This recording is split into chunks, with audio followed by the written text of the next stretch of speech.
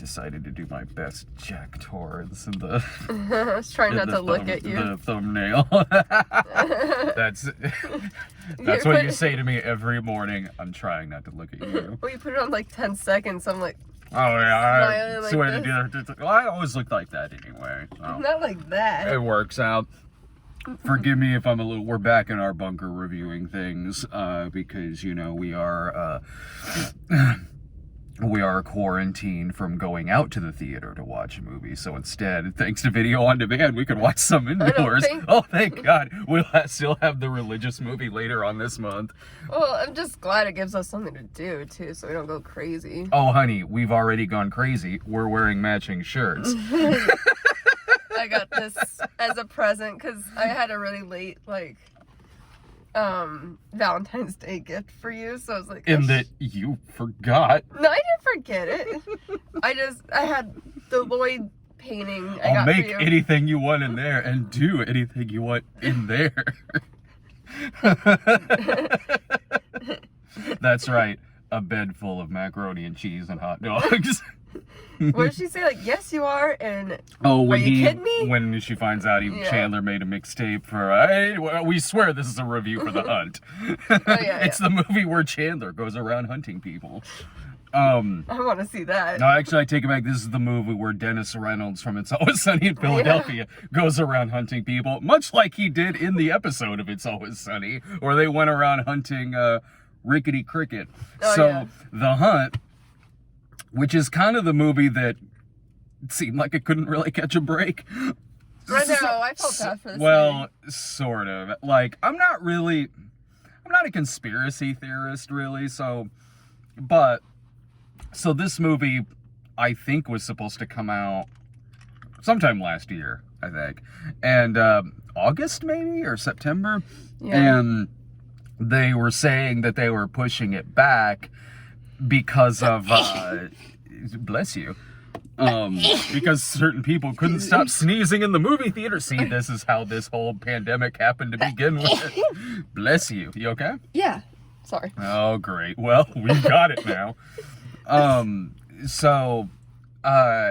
They pushed it back, citing, I think, like some shootings that had happened. I'm sorry. Or something like that. During like the coronavirus thing, I never sneezed this much.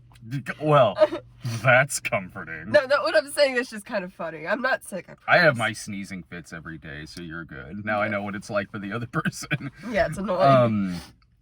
So even they said they were pushing it back because of like shootings and things like that. But even though no one was thinking that in regards to this movie, like, okay, it just looked like another action movie that was coming out. Are just action movies gonna stop coming out now? Yeah. And then when it did come back out, it was like, oh yeah, okay, when you pushed it back, I could tell your heart was totally in the right place. Considering when they re-released it, they were using that as the advertising campaign. The movie too controversial for you to see. The poster was like outrage quotes all over it from critics, Fox, things like that. So it's like, was this some kind of strategy to push this movie back to release it on a Friday the 13th? I mean, I don't know. I'm not going to be like, no, dude, that's totally for sure what happened. I don't know, but it's like, on the one hand, they're going like, no, we need to push this back to be sensitive. And then on the other, clearly they're not, because they're using the controversy as its advertising campaign. Well, were they the ones seems like maybe the studio or something maybe was the one that it's still the advertising campaign on the movie. Yeah, maybe it was a strategy. I don't know. I don't care that much. It's just kind of... And now that it's out, it has to be put on video on demand. It was out for like a week. Doug and I were originally going to go see it. Yeah. But thank God I saw Like a Boss in the theater. Which one was that? It's just the first bad movie I could think of off the top of my head that I saw this year. The one with Salma Hayek and Tiffany Haddish. Oh, okay. Rose Byrne. It wasn't very good. So... But thank God I saw that in the theater, and instead we're watching this one at home. This is the movie where it's It's a dark comedy. Like it's a yeah. dark comedy action film. It's not a horror movie as it's kind of being marketed like it's a horror movie a little bit. It's more of a dark comedy. Yeah, it is. It's a dark comedy. It's a satire. It is basically one set of like political stereotypes versus another set of political stereotypes. It's a group of very wealthy liberal elite characters kidnap a lot of different conservative stereotypes, and you find out why later on in the movie, but it's like it turns into a most dangerous game type situation where they're kidnapped and seemingly flown to some other country that's trying to mask itself as Arkansas. The way the dark comedy, I would say, like the tone of it, I would like a more political version of like Shaun of the Dead, maybe. I'd say more like The Purge. Oh, I haven't really seen most of the. I've only seen the third one. Or we saw that was the fourth one. The first Purge. Yeah, like, I would. It's pretty like it's very comedic. What I would honestly characterize this movie as, and it's why it was really, really working for me, to be perfectly honest, is if you've seen movies like Amerigeddon, that I did a snob episode on, or The Reliant, the Kevin Sorbo movie, where it was marketed as Kevin Sorbo versus Antifa, even though that's not what the movie was, but that's how it was sold. That's why Doug and I were wildly disappointed when we went to go see it. I just had to see his family bickering in the woods for 2 hours. If you've seen movies like that, or again, Amerigeddon, this works as like a parody of that. I almost wonder if a lot of them kind of saw some movies like that, because they have a lot of the same tropes, a lot of the same type of things happen in them, with certain stereotyping of certain characters, although one's doing it more satirically and one's playing it straight. And the more satirical one is kind of driving home its point a bit better than the ones that are playing it straight. I actually did really, really like this movie, and I'm curious what anyone else would think of it, but it is a movie that it's not subtle in any way, shape, or form, even in what it's satirizing. It's not like it's... Well, maybe that's the point, though, to not be subtle. Well, certainly in its violence and in its action. Well, I mean, like, its political part. Yeah, and sometimes that works for the movie. Because everyone's very over the top. Like, they're a caricature of what they kind are. Of person it's are. A movie of caricatures, certainly. Yeah. But whereas this is different than, like, when Paul Verhoeven would do stuff like this with RoboCop or Starship Troopers or something like that, where the more political satire of it was subtle in that it wasn't walking your hand through the whole movie. I see, yeah. This is one of those movies where it is outright saying to you in dialogue what it's making fun of. I feel like that was what they were going for, though. I don't think they were like really like it was a mistake. You know what I mean? I feel like they're really trying to. That's cartoons. Absolutely, yeah, they are supposed to be cartoons, and it is a more cartoonish movie than some of the movies I just mentioned, and a lot of times that works for the movie because it's still funny. There are moments where they're just dropping buzzwords just to drop buzzwords. I'm not saying like, oh, like because it doesn't seem like it's a mistake doesn't mean like it made that was a good idea, maybe the way they did it. Like, I think maybe there should have been a little more subtlety in this. Sometimes that works in scenes. Other times, like when the girl falls in the pit and wants to kill herself and the guy won't give her a gun and she calls him a snowflake or something like that. And like when the Alex Jones type, in case you didn't know what kind of character he was, he says, like, we've been kidnapped by libtard cucks or something like that. Like, it's like, I get it. Like, you didn't need to, I get what this character is supposed to be. There's other times where it's more organic to the scene. where it really, really, really works, I and think where with, stuff, like, hang on, oh, sorry. where stuff like that really, really works is in scenes where the villains are together. That's what I was and gonna say. that's really funny when you've got Glenn Howerton in there Mhm. and Hilary Swank and all these characters. Like, they are hunting these humans and then arguing about gender. Yeah, And we need to have the token black guy or something. Or, yeah, they're yeah. picking people to hunt, and there's a picture of the black dude, and they're like, well, if we don't pick one, will that be seen as problematic? Like, there's really funny, cleverly written scenes like that where the characters really shine through, and they are very, very funny. When they're what was the scene? It was I forget, but scenes like that kind of dialogue really works. It is very organic to those scenes. Glenn Howerton basically being Dennis, walking in with a bathrobe, like a kimono or something, and like a martini. And just, that was funny. I was gonna say, like, something like that's better at doing what they were trying to do, being political, but at the same time being like not like kind of comedic, but also like gory, was Machete. Oh, sure. Yeah, like something like that. It was subtle enough, I thought. Not really. I thought it not subtle enough, but it was it did it a little bit better than this movie did. I'd have to see it again, but okay. Maybe I'm wrong. Maybe I need to see it again too. But I thought that movie did it, like, not subtle, but wasn't like holding our hand throughout the whole thing. I don't know. Maybe I'm wrong. I would have to watch that movie again, but it's pretty clear that movie's about, like. Okay, you know what? Maybe I'm wrong. Aren't they hunting people at the border in that movie? Now that I'm saying it out loud and thinking about it more, I'm like, it'd be way more subtle if they went to outer space. No, stop They it. really should have done that movie. Now that I'm saying it out loud and thinking about the movie scenes again, I'm like, wait, maybe I'm wrong. This one, there was where a lot of stuff like that still works in this is they never forget to have really entertaining characters, good jokes, good action sequences.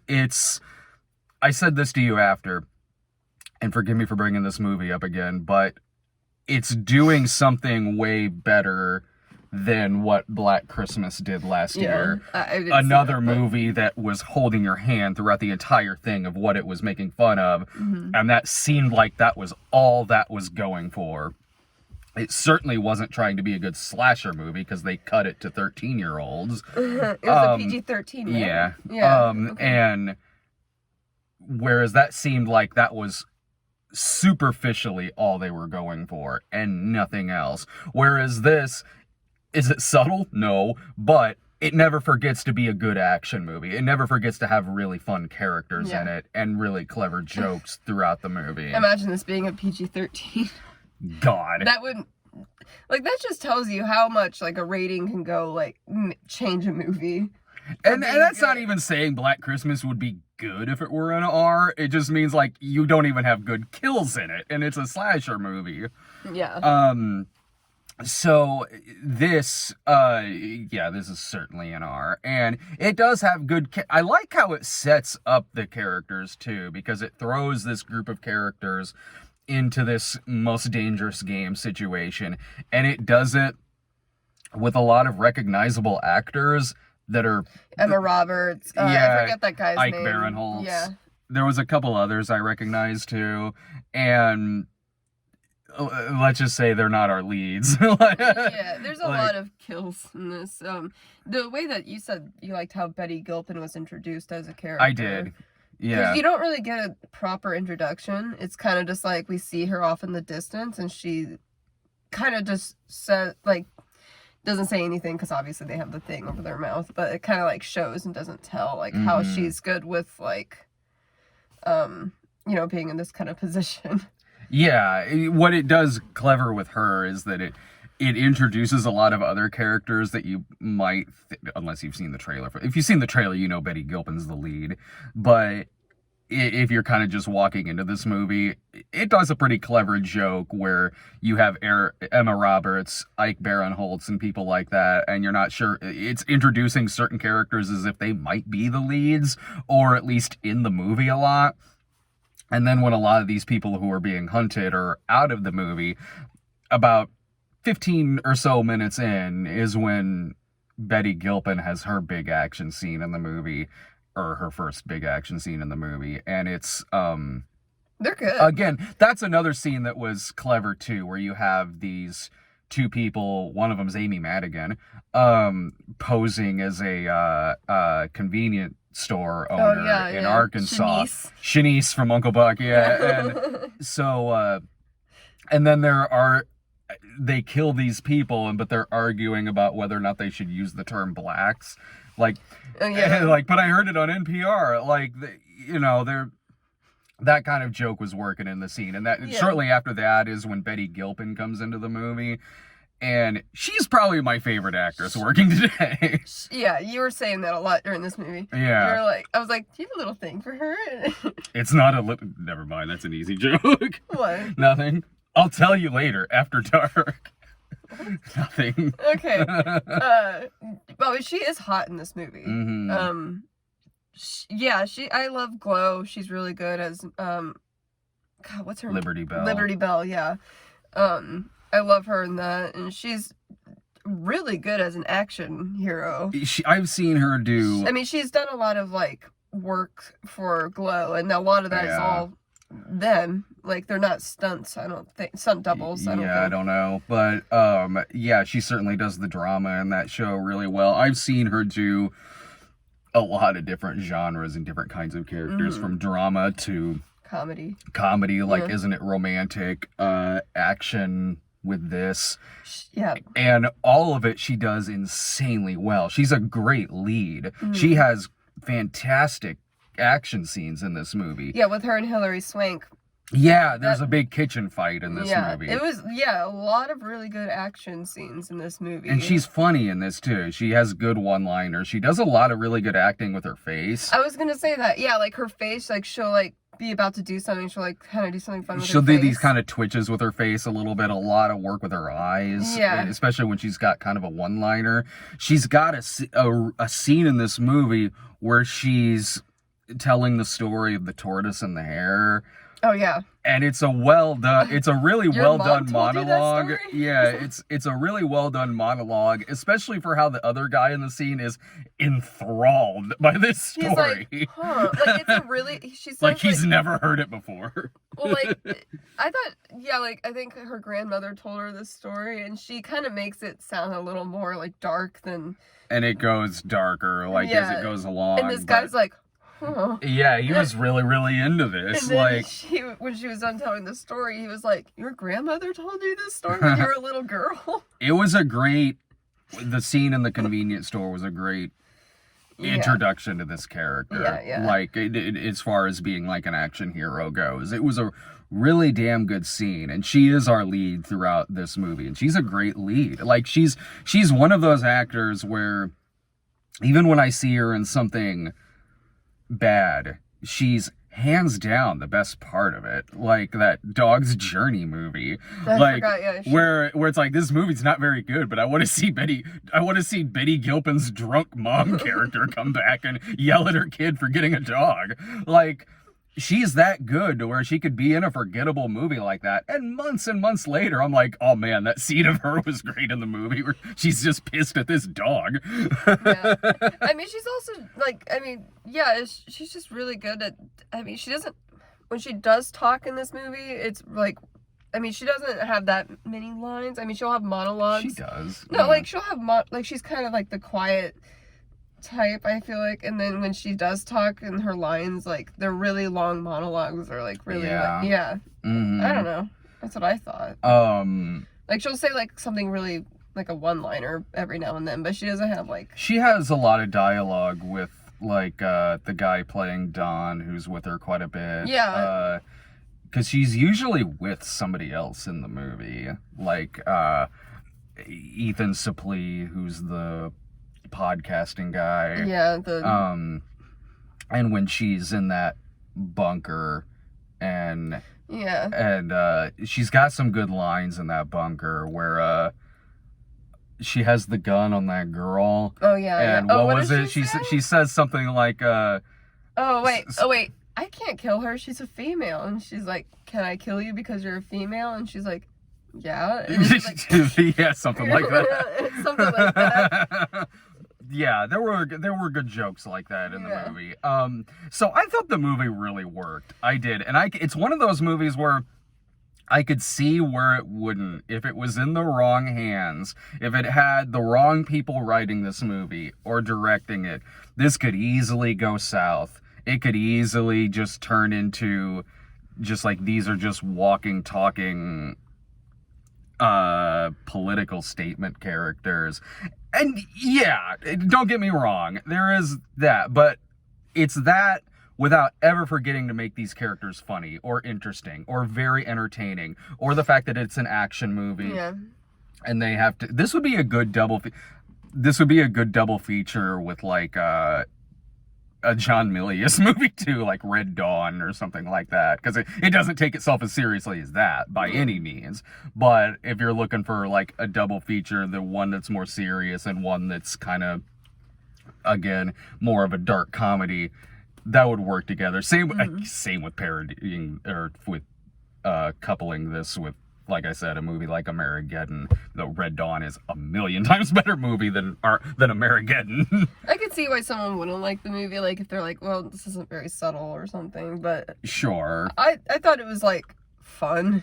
I had a fun time with it. Like, I thought it was very entertaining. For being quarantined right now, and like, if you're going to be stuck in a room with a movie, if I'm gonna be stuck with this guy, seeing me get all like blushy whenever Betty Gilpin came on the screen. Honey, you're making me blush right now. One day she'll get my letters. Ew. All right, I don't know if the mail's working right now. There may be a closet full of letters right now. I'm kidding, honey. I don't care. I have my own thing with other celebrities. It's okay. Mm-hmm. I mean, I don't send mail to them, but... Well, neither do... Yes, I was being very, very serious. And that actually works out, considering that a lot of the plot of this movie hinges on a joke being taken literally.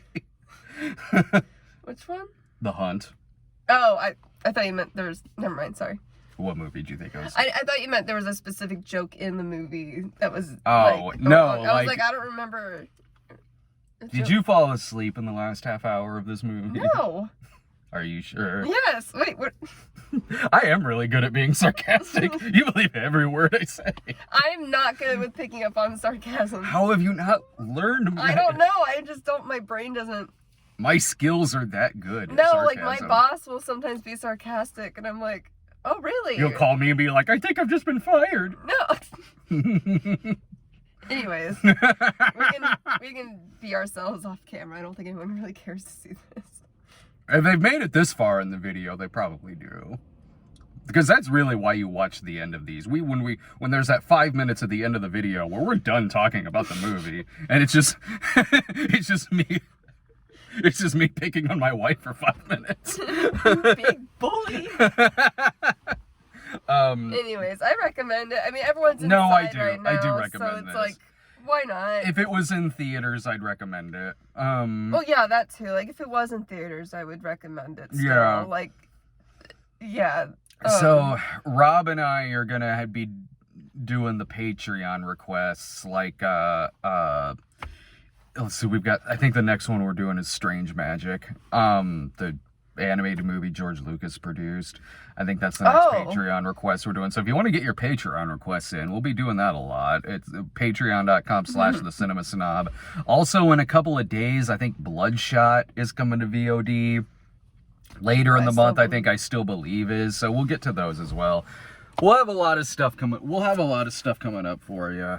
Maybe some Brad tries as well. So stay tuned, everyone. Send us your ideas, because I've got plenty of stuff to put up. I mean, like, stuff like for Patreon is what I mean. Oh, yeah. You know, do the request thing at patreon.com/thecinemasnob. Give us something to do. Yeah. All right. Take care, everyone.